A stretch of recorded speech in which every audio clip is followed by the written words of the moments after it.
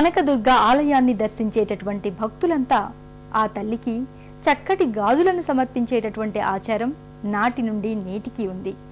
ఆ తల్లికి భక్తితో గాజులు సమర్పించే స్త్రీలకు సౌభాగ్యం సిద్ధిస్తుందని భక్తులు ప్రగాఢంగా నమ్ముతారు.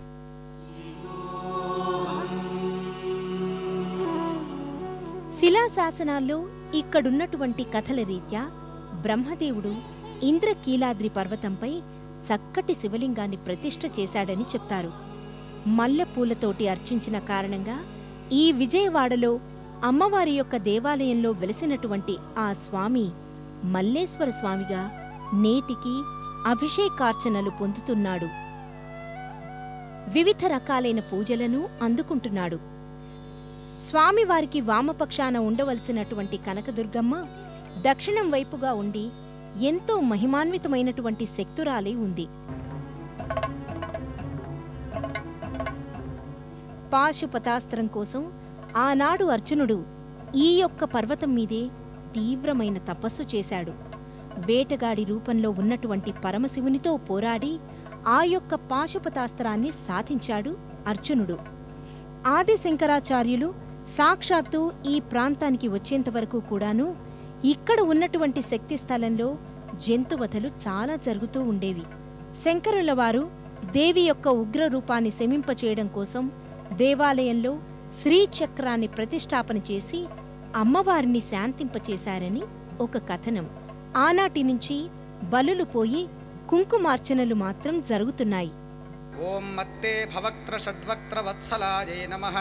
ఓం చక్రరాజ మహామంత్ర మధ్యవర్త్యై నమః. ఓం చిదగ్నిగుండ సంభూత సుదేహాయై నమః. ఓం శశాంక ఖండ సంయుక్త మకుటాయై నమః. ఓం మత్తహంస వధూ మందగమనాయై నమః. ఓం వందారుజన సందోహ వందితాయై నమః. ఓం అంతర్ముఖ జనానంద ఫలదాయై నమః. ఓం పతివ్రతాంగనాభీష్ట ఫలదాయై నమః. ఓం అవ్యాజ కరుణాపూర పూరితాయై నమః. ఈరోజు ఆ తల్లిని స్వర్ణ కవచాలంకృత దుర్గామాతగా అలంకరిస్తారు. ఆ అలంకార ప్రాశస్త్యం ఏమిటో, ఆధ్యాత్మికవేత్తలు ఈ అలంకారం గురించి ఏం సెలవిస్తున్నారో మనం ఇప్పుడు తెలుసుకుందాం. పూర్వం కీలుడు అనేటువంటి పర్వతరాజు ఆ జగన్మాతను ధ్యానించి, అమ్మా నీ అనుగ్రహంతో ఈ కీలక పర్వతం మీద కొలువై ఉండవలసింది అని చెప్పేసి ప్రార్థించినప్పుడు ఆ కీలక తత్పరీత్యా అమ్మవారు అనుగ్రహాన్ని ప్రసాదించి వరాన్ని ఇవ్వటం జరిగింది. అలా కీలుడికిచ్చినటువంటి వరప్రకారంగా దుర్గాదేవి ఈ కీలక పర్వతం మీద కొలువై ఉన్నది.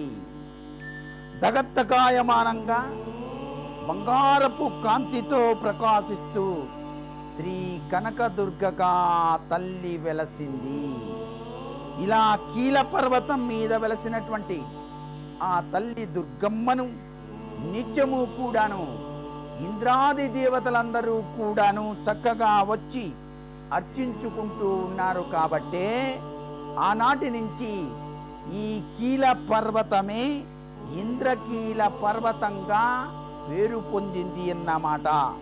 పచ్చని పసిడి వర్ణ ముఖంతో సూర్యబింబం లాంటి ఎర్రని కుంకుమతో చిరుదరహాసాన్ని చిందిస్తూ భక్తాభీష్ట వరప్రదాయినిగా ఆ జగన్మాత మనందరికీ కూడాను దర్శనమిస్తుంది.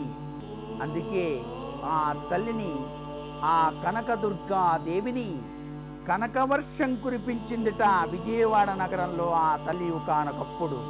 అందుకే కనకదుర్గమ్మ అని చెప్పేసి ఆరాధిస్తూ ఉంటారు ప్రజలంతా కూడా.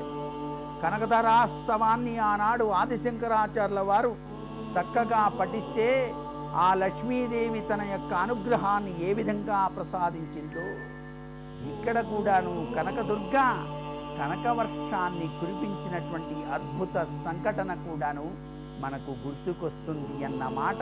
ఈ కనక అలంకృత తత్వంలో విరాజిల్లేటువంటి ఈ కనకదుర్గాదేవిని చూసినప్పుడు మహాకనకదుర్గా విజయ కనకదుర్గా పరాశక్తి లలిత శివానంద చరిత మహాకనకదుర్గా విజయ కనక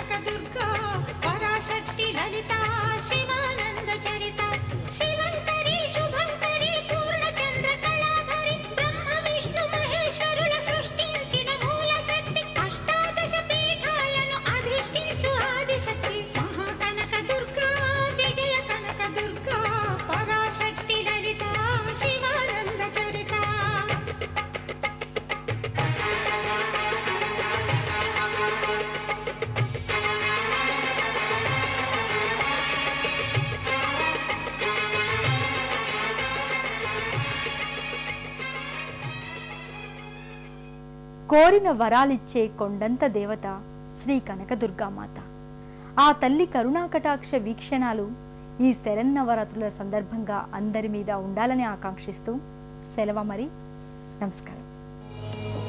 పుణ్యక్షేత్రాల దర్శనం, అపురూప ఆలయాల సందర్శనం, తీర్థయాత్ర కార్యక్రమాన్ని ఇప్పుడు యూట్యూబ్ ఆన్లైన్లో www.youtube.com/etv2india లింక్ ద్వారా కూడా వీక్షించండి.